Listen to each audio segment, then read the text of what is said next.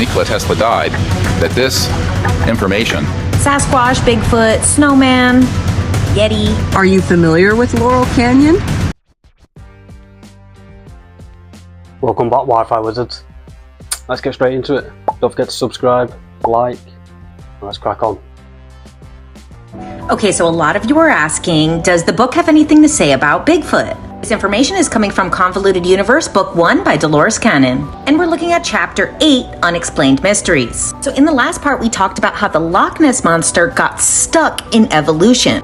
But there are many creatures that are locked in evolution. These creatures are called by several names. There are so many names for this creature in your language. Sasquatch, Bigfoot, Snowman, Yeti, and all of these different names are to be expected, because this creature is very widespread. They are in any mountainous area where there are snow-capped ranges. This creature is extremely shy and afraid of men, and it's psychic in the way that it can sense other creatures from a great distance. They're kind of like man's little brother. They are developing intelligence, and this planet is capable of supporting more than one intelligent species, if the current dominant intelligent species will allow it. And it would be for the enrichment of the planet and the entire galactic community. Dolores asks, where did this creature come from? Is it from this planet?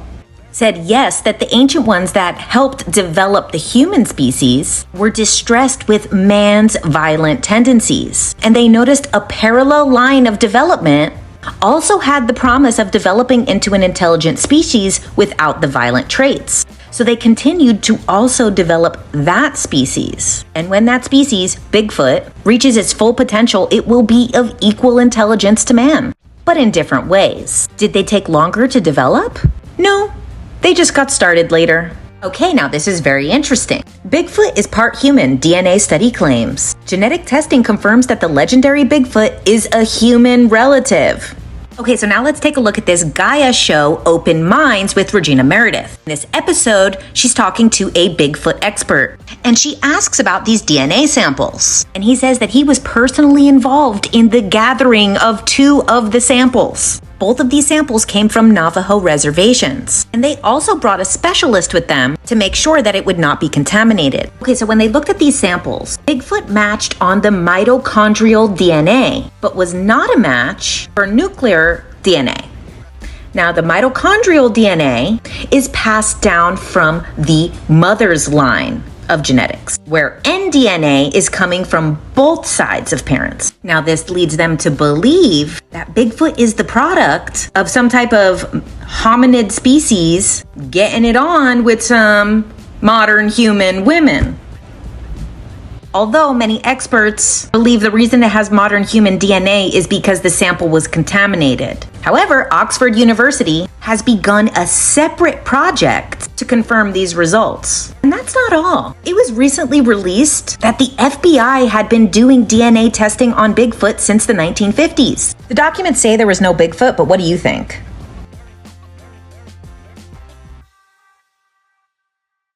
I just don't see why we can't just get past it now and just admit it.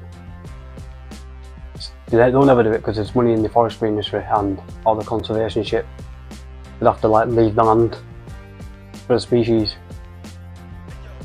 and admit they were wrong or they was hiding something, so never gonna get there. But there's DNA, there's footprints, nests, there's video footage, photos, thousands of testimonies. It's real. Bigfoot is real. Open your mind. So you know that Rothschild that just passed away in the mountains of California in a fire? That it took them 33 minutes to put out? That seems very oddly specific. But were you aware that this happened in a place called Laurel Canyon? Are you familiar with Laurel Canyon? Maybe I can refresh your memory or tell you something new here today that you didn't know. Laurel Canyon was the home of Wonderland Air Force Base. Wonderland Air Force Base had created an entire studio on their acres of property. This studio was not just for recording music, but it was also for making films. This was the propaganda arm of our military. And it's pretty fascinating stuff if you think about it, because not only did they infiltrate the music industry, but they also infiltrated the film industry. And this is pretty well known. by most of us at this point. At least I hope so. But what's super interesting is that each of the homes up there, many of them, if not all of them, have tunnels that connect to each other underground. Not just to each other, but all the way down into town, all the way down into nightclubs. Fun things like that. There was a huge movement in the 60s when the war was starting out, and a lot of the people at the time, similar to today, wanted nothing to do with it. They were peace-loving people who said, this isn't our fight, I don't want to go to war, and it became a hippie movement. Well, the wonderful Wonderland Air Force Base decided they wanted to put their hand in manipulation into this movement. So they completely manufactured artists such as The Doors, Joni Mitchell, and I could go on. There's so many. But these artists, a lot of them were not even artists to begin with. Some of them had never even touched an instrument in their entire lives. And so they would fly in people into this Air Force Base to make sure that the sound that was coming out of these records was pristine and beautiful, although it wasn't even actually played by the frontmen of these bands. It's pretty fascinating stuff. Apparently they ended these programs after a while. That's what they say, anyway. I think they just moved. But Laurel Canyon is also well known for other things, too. Like Charles Manson and his cult. Here's an interesting connection for you. The guy who ended up buying Wonderland Air Force Base, because now it's decommissioned, is Jared Leto. Yeah, he owns it now. Just think of the things he could produce in that space. And what's interesting is he also seems to have a cult-like following. Yeah. Fascinating stuff. Go down that rabbit hole of the Laurel Canyon. You'll be fascinated, I promise. Houdini even had a house there. In fact, I think you can go on this app and find a video when his house went up for sale or something. Anyway, they toured it, and you could see the lavish gardens, and they even mention the tunnels. These things that you call conspiracy theories actually go way further back than you realize. It's not something that just started in the 21st century. It's been going on for a really, really long time. Do yourself a favor and look into Laurel Canyon. I love you. Never heard of this. This is one I've never heard of, Laurel Canyon. I've heard of Laurel Canyon, but I've never heard of, like, I've heard the name for some reason, but Jared Leto does look like that type today, that Manson type, but amazing actor. And obviously 30 Seconds to Mars is it, what is it? Unbelievable acting in Lord of War. Oof. But if there's truth to all that, she sounds sincere, doesn't she? And there's a lot, obviously it goes further back. People say, to me, conspiracy theories, tinfoil hat and all that. It goes further back. People think it's just like crazy people. And the amount of stuff that's come true, you think, come on now. You know what I mean? So you've got to think about these aren't. As soon as you hear the word conspiracy theory, that's it. You lose all respect. But the truth to it, if the stories that go way back, all these tunnels, yeah, to Hollywood weird tunnels, yeah, and then look at P Diddy. You know what I mean? In the Playboy Mansion, yeah, tunnels. Hard. Some people just can't listen, cannot be told. Their choice, innit? Ever seen a photo of a being from another dimension? Daniel Names, a scientist and inventor from Colombia, has developed a groundbreaking technology that claims to capture images of multi-dimensional beings. As a teenager, Daniel Nemes had a passion for science and astronomy. Today, he's a scientist and inventor in Colombia, claiming he can photograph interdimensional beings. His interest in the multi-dimensional universe began after reading about dark dark matter. He then devised technology through optical experiments and mathematical calculations to capture images of these beings. Nemes combined special lenses with sunlight and ultra-sensitive screens to create what he calls energy vision. This technology captures images of unknown origin from other planes of existence, showing various interdimensional beings and creatures. Despite the potential, NASA and other companies haven't accessed his invention. Nemes claims the media has silenced his discovery, but he's published over 1,000 images on Facebook. Since 2015, Nemes faced rejection and insults initially, but now his images are gaining recognition. He said, "The only way I can publicize my invention and captures is through Facebook. When I started, I faced a lot of rejection and insults. Fortunately, my images are now more known, and it's rare to receive disqualification or insult." The photos are undeniably strange, with many showing odd figures or faces, leaving you with an eerie yet astonishing feeling. So what do you think? Could Nemes' invention be the key to uncovering other dimensions? Or is it just a wild claim? Let us know your thoughts in the comments. Don't forget to like and follow for more mind-blowing discoveries and mysteries.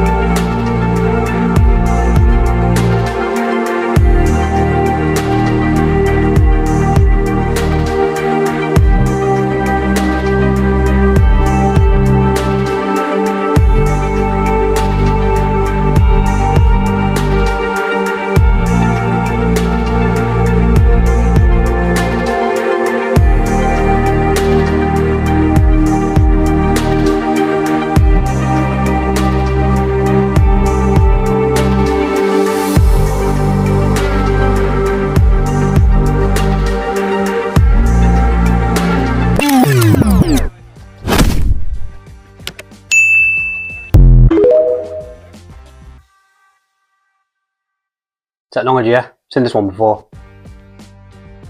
If it is legit, it's mad. Crazy that. And light, frequencies, lights, stuff like that. I believe in all that, so I'd say it's legit. But what do I know? But I would say it's legit. And if it is, it's cool. Very cool. They don't look very friendly, do they? Jeez. Why was the genius scientist Nikola Tesla so obsessed with the numbers 3, 6, and 9? He once said, "If you only knew the magnificence of 3, 6, and 9, then you would have a key to the universe." To understand this, we need to recognize that humans did not create mathematics. It is what we discovered, as it serves as the law of operation of the universe, the language of the universe.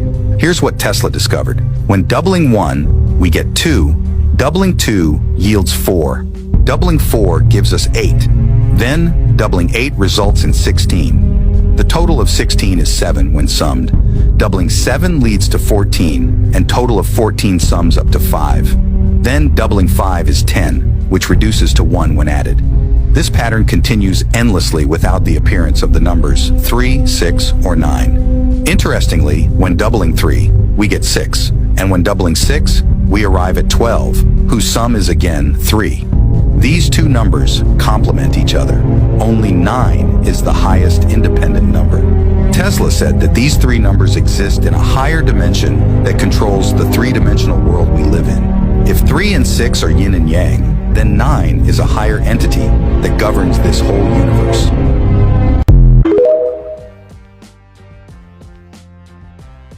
This man knew what he was talking about, didn't he? Everyone knows that now. Decades later, there's obviously something to the 369. There's lots of smart people talk about it. Something I would bang on about it, and he gives that big explanation in my last video. I think it was my last video he was in. Check it out. Okay, look at this wild new research. Brain experiment suggests that consciousness relies on quantum entanglement. And oh boy, am I gonna take the leap and explain telepathy using these principles. So how do these experiments work? Well, they actually have MRI machines that can sense quantum entanglement now. And so your heart actually does this thing called a heartbeat evoked potential. So when people were underneath the MRI and this happened, the heartbeat potential, the researchers then saw a corresponding spike in the NMR signal, which corresponds to the interactions among proton spins. The gist is that this could be a result of entanglement. So then the point of the article was was that they're talking about how the heartbeat potential then explains how consciousness might be derived because it only happens when you're awake, the heartbeat potential, or during conscious awareness. Because the entanglement is occurring during the heartbeat potential. So then the gist is that the brain runs on quantum principles, and so maybe does consciousness. Let's bring this bad boy back to telepathy though. If quantum entanglement is happening in the brain, this might actually explain the psychic and telepathic bond between mother and child. And the research on that is in the Gansfeld telepathy experiments of Broughton and Alexander in 1997. And there's also this fascinating research by Rupert Sheldrake, which is apparent telepathy between babies and nursing mothers. And I'll post this so you can read it yourself if you want. If scientists discover children's cells living in mothers' brains, and the quantum entanglement is happening in the brain, maybe the child is becoming entangled with the mother in the womb. Of course there's fake psyops, it's Project Bluebeam all over. The Pentagon warning for a mothership approaching Earth now. It all seems to happen, doesn't it, in the last 2 weeks.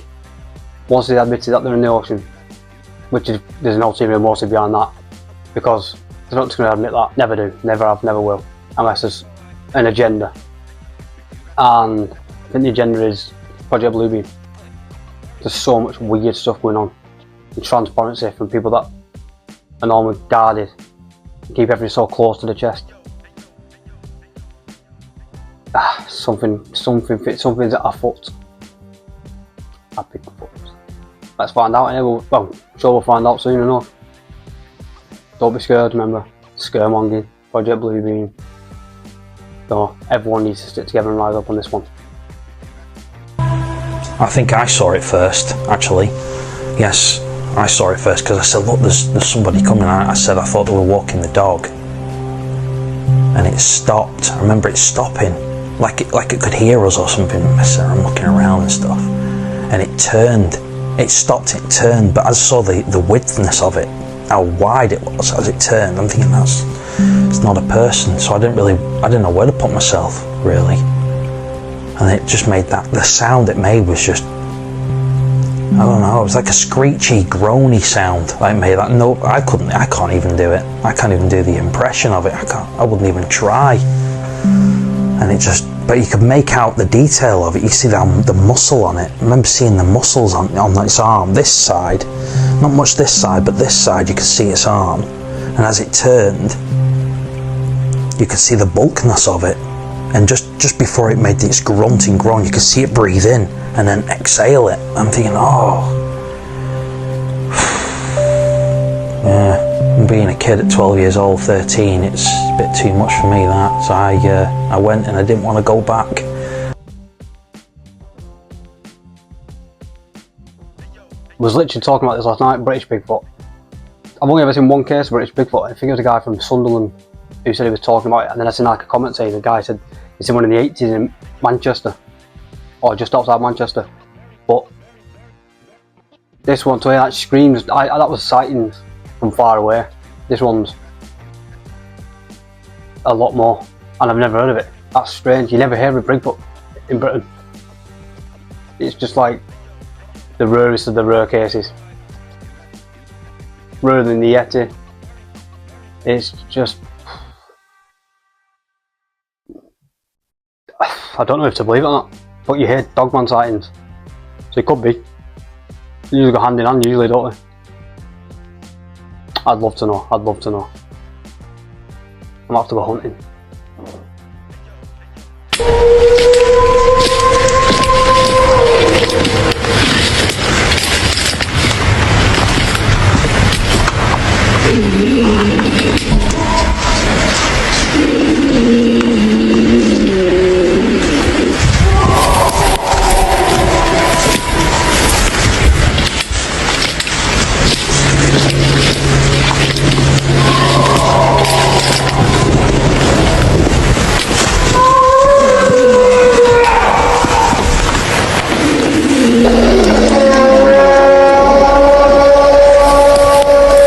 Starting to regret that I started this first time.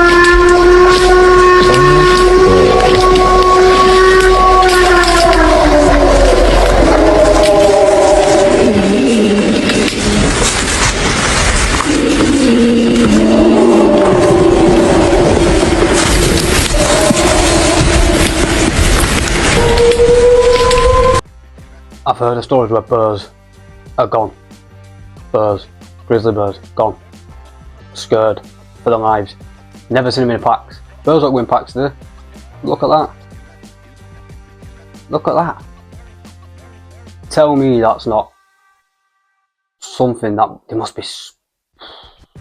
I can imagine the power they've got. They put the fear of God into birds, and they make them just go and in packs. And the lung capacity, the power they have, that to see that scream, and people say they can feel it reverberating in the chest. Power, unmatched power, unrivaled power. Coupled with, if they've got the paranormal abilities, the speed they run at, the way they can drop down to that spider crawl, that's the worst for me. Talked about before, the spider crawl. But you'd still love to see one, wouldn't you, from afar? What other explanation could be for all them birds getting off together in packs? Shit, Alex. Stand your ground. Anyway, let's move on. See, my surrogate mother was Viola Armstrong. She had a son named Neil. Oh, really? As you know, the story goes, he went down to Antarctica, had a heart attack, stroke combo, and came back, and then there was stuff on the internet, and I had to look at Buzz and ask him, Buzz, what happened down there, Bud? Buzz did say one thing, and it just stuck in my head. It's the way he said it. He just said, we thought out things we shouldn't. And if Buzz saw something, I don't know what it was, but it was enough to give the man a heart attack. So if there are beings down there, I would think these beings never planned on us. They've been there, they came in millions of years ago, they've been under ice for millions of years. I don't think they were expecting us. Let me ask the thing about Buzz Aldrin, that there was this very cryptic tweet that came out during his stay down there. He said, "We have seen the faces of evil and we're all in danger." And this is right before he had his heart attack. And I can tell you, logistically, to do a medical evacuation from the interior of Antarctica is very difficult and very expensive. So something must have majorly gone wrong. To underscore the fact that when the C-130 crew had dropped them off, they disappeared. And then when they went to try to find them, there was nothing at the National Science Foundation camp at all. Nothing. They were moving. gone. They were totally gone. And when they did show up, they had been missing for a couple of weeks. And Brian S. and the C-130 flight crew were then sent back. And they were expecting that they would see this group of scientists out to meet their plane, doing this, yelling something. And he said they were lined up like birds on a wire. They were all kind of next to each other, and most of them had their heads down, looking at their feet when the C-130 was pulling up. And that somebody had to go from the flight crew over to the scientists and direct them to get onto the plane. And they talked about how not one single scientist said one word. Most of them walked with their looking down at the ground. Brian said when they got them loaded up, he said to his flight chief, "What in the world? Where have they been?" And the flight chief said, "I don't know, we can't get a word out of them." And during the flight, Brian went and sat down next to one of the scientists, and he said he leaned over and touched the scientist's knee, and the man never looked up. And he said, it was as if we were dealing with 12 or 15 people who had suffered post-traumatic shock syndrome, that they were unnaturally frozen in their position and no speaking, and that they all looked afraid. That one of the SEALs that I have talked to that is not in the video said that as they walked for a mile or 2 miles into these very strange created architectures, they reached a point where something started coming through the walls out into the air. At first, it would go in and out of visibility, and then they realized that their minds were being manipulated And then when they could see it clearly, and it was coming in and out like a television signal in the air, it appeared to be covered with scales, like an armadillo, the surface of an armadillo. And he said, when you are face to face with something like that, and you are trained in military to kill, but you're dealing with something you've never seen, and it can go in and out of visibility, and you know that your mind is being taken over by something that you are fighting. He said that happened in one of those corridors, and that was 2012. There's definitely something in Antarctica. No secret by now, Antarctica's Antarctica, innit? Obviously Buzz and Neil Armstrong, they never even went to the moon, you know that? All depressed, moping around when they got back from the moon. You know what I mean? Made in a Hollywood basement. Antarctica's fishy, man. Probably did have an heart attack, probably did see something that scared him. See them light beams before? Have you seen them in real life? 3D. Oh. I can imagine how scared he was if to have an heart attack if he's on the site or something. If he's been to the moon, do you know what I mean? If he's seen everything. He hasn't been no moon. Been Antarctica and he's seen something that he shouldn't have seen. That we're not allowed to see. That's why, obviously, we're not allowed to go. I think there's truth to this as well. This is the last clip of the day, but I warn you, it's 8 minutes. So if you're still here and you still want to stick around, it's Stephen Greer, Dr. Stephen Greer, spitting facts. So, chill out, watch it, relax, enjoy. Take note, Dr. Stephen Greer. That shows that when Nikola Tesla died, that this information that he had, which allowed for a car to run out of the ambient energy, was in documents confiscated by the FBI. And I have a Department of Defense document demanding that the FBI turn these over to the DoD. The FBI refused. At any rate, science continues because the laws of the universe are in fact universal, and they can be discovered here or around Alpha Centauri or any place else in the cosmos. By 1928 and 29, T. Townsend Brown, as well as the Kowalski-Frost experiment in physics in Germany, had determined that VHV, very high voltage systems, done in a certain resonant field could result in so-called electromagnetic-gravitic effect, the lifter effect that has been described, which you see in UFOs. They also can create what's called a space-time bubble around an object so that you can correct for 1G. This is how these objects are traveling at multiples of what any aerodynamic physics would describe, and can make right-hand turns without killing the occupants. Around this same time, there was, in the 1940s and the late 1930s, a number of UFO sightings.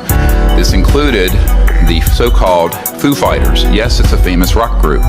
However, the Foo Fighters took their name from the reports of these objects seen in the theater of World War II that were flying around our aircraft. We thought it was a secret weapon of the Nazis. The Nazis thought it was a secret weapon of ours.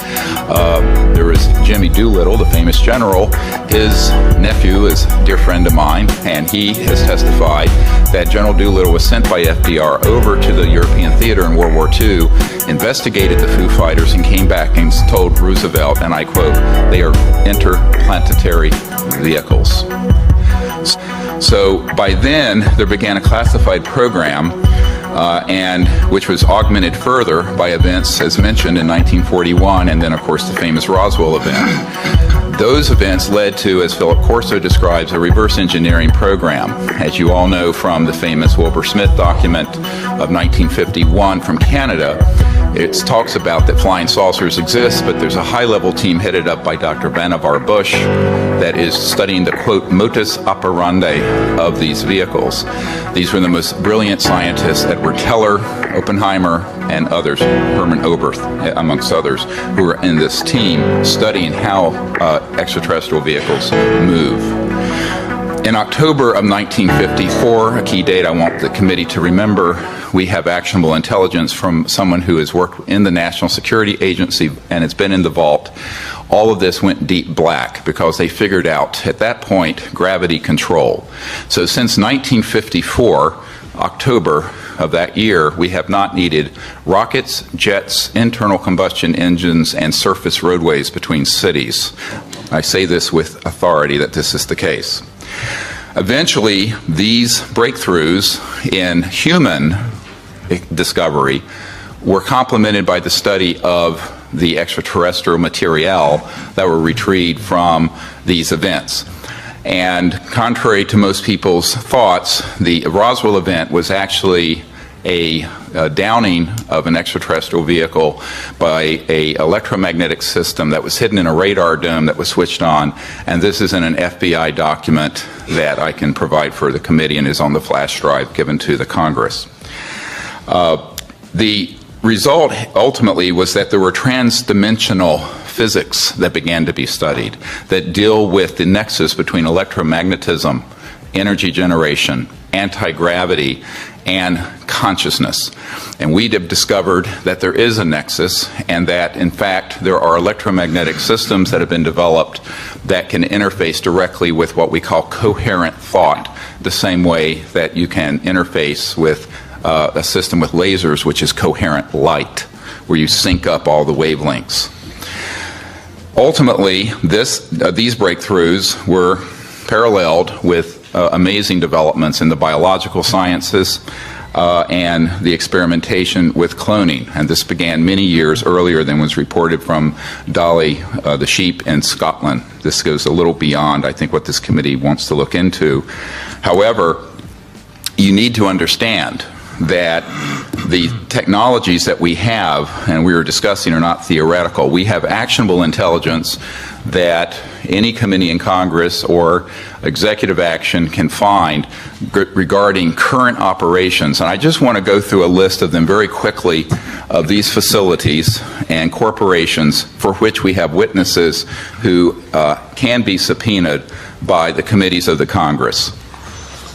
This was developed at the request of Congressman Christopher Cox of Orange County, with whom I met, and was later further developed for the briefing that we put together for President Obama.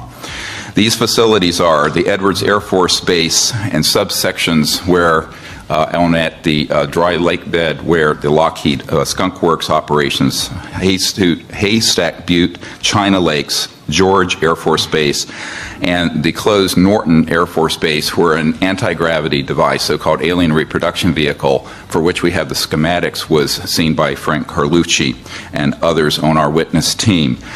Tabletop Mountain and Blackjack Control. The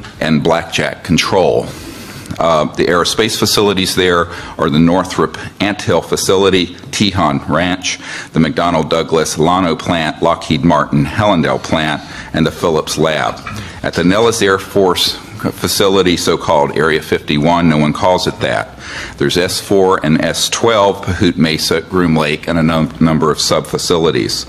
The most important facility is in Utah, near Provo, the Dugway Proving Grounds, all of which is underground, and the airspace above it is classified. There are no roads into this facility. The New Mexico facilities include Los Alamos National Labs with underground connectors to the so-called Dulce area where the biological work is being done, and Kirtland Air Force Base. And the complex there includes Sandia National Laboratories, Phillips Labs, Manzano Mountain Weapons Storage Facility, Coyote Canyon, and the White Sands Complex.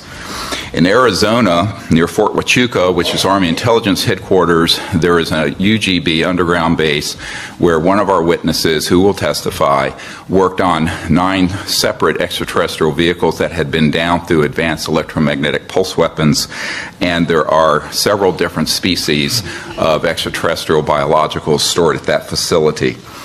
The other facilities, and this goes on, include a special compartmented area of Cheyenne Mountain, where we have witnesses in our team who can be subpoenaed, where that we have tracked extraterrestrial vehicles in our solar system that were measuring 26 miles in diameter. There are also facilities in Australia, a key one being Pine Gap, the so-called Alice Springs facility, which is mostly a U.S. Air Force facility, even though it is in Australia. I recently talked to the Deputy Prime Minister of Australia about this. Also, the Redstone Arsenal and the Marshall Space Flight Center. We have a scientist at the Redstone Arsenal who works under contract for IT&T, who have developed these transdimensional systems. He was under contract with my project to bring these energy devices out, and he was then threatened by a former CIA director and what I call the goon squad that went down there 3 years ago in March. This is just part of the information we have, and this information is on the flash drive given, then that you're all welcome to review. Thank you. Thank you.